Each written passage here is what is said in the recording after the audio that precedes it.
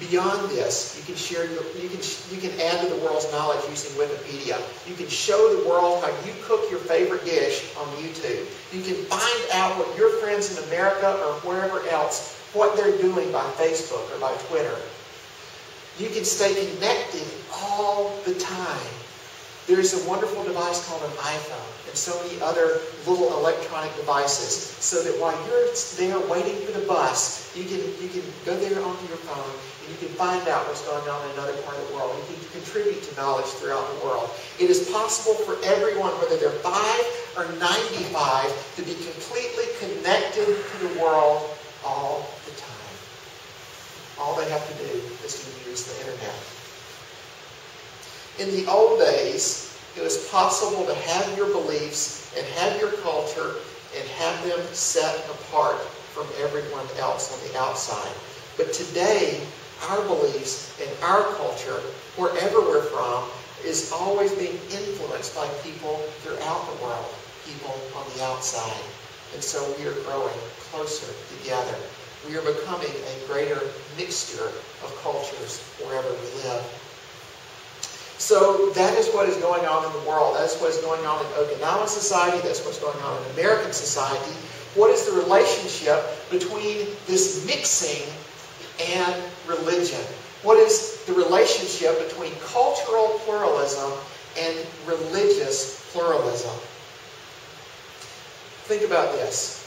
Whenever there's a lot of people with very different beliefs and different cultures living together, there's a tendency to try to do whatever you can to maintain peace.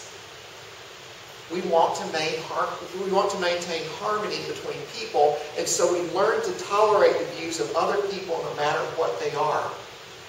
And so often, pluralistic societies will say, pluralistic societies will do whatever it takes to maintain harmony, and the way that they do this is to say that everyone's beliefs, no matter what these beliefs are okay for them to have.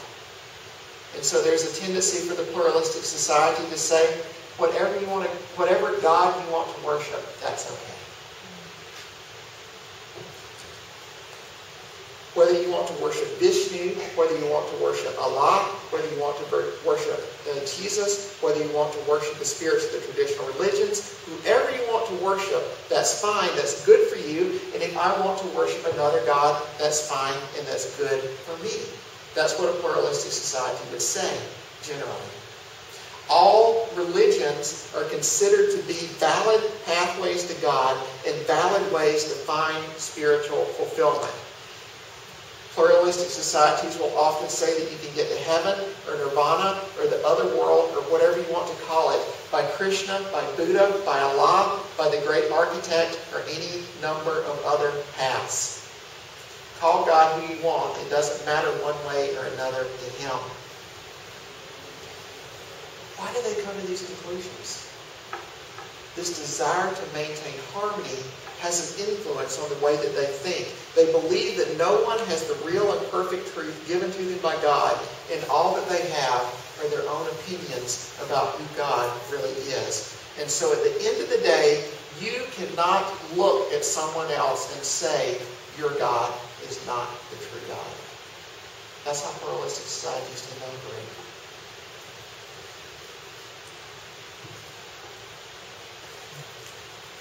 How do we go about living in a pluralistic society?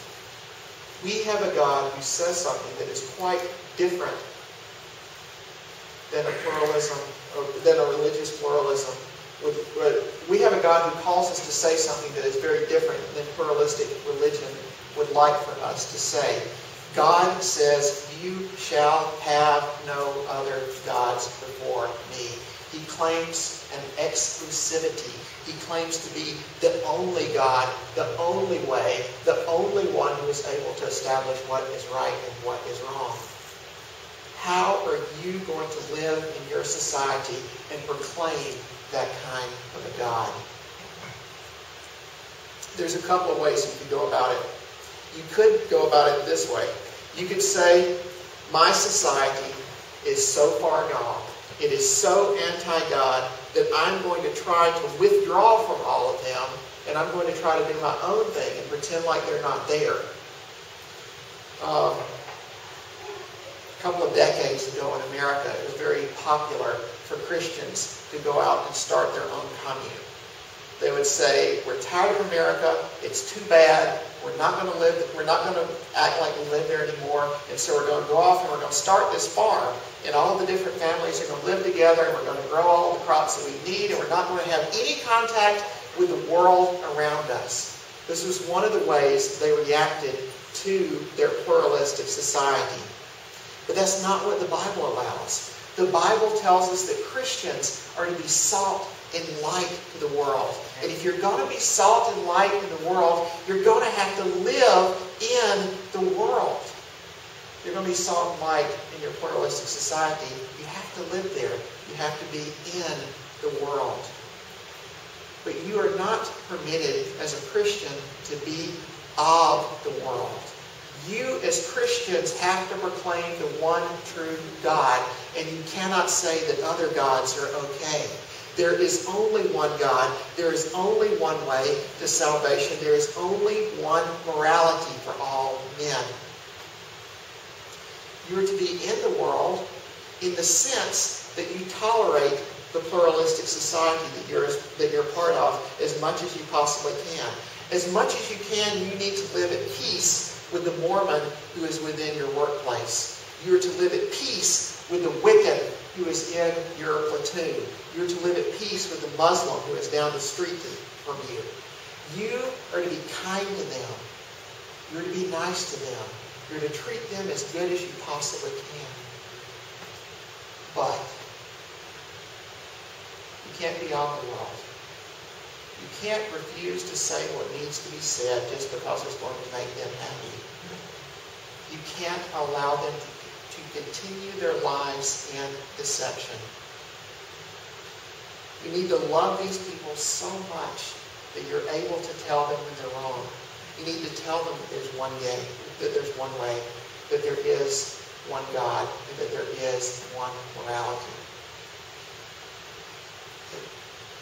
And what's going to happen when you do that?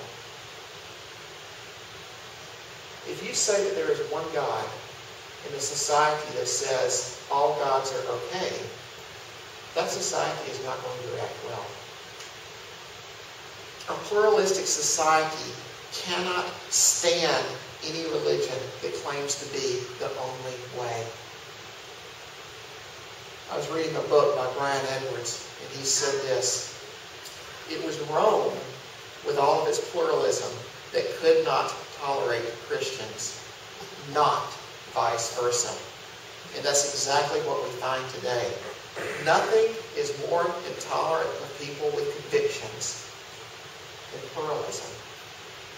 If you live with convictions, if you say you shall have no other gods before me, the people who advocate religious pluralism, they are going to be upset. Because you are cutting at one of the core values of their life, and you are saying, that is wrong, that is a lie, there is only one God. What are you going to do?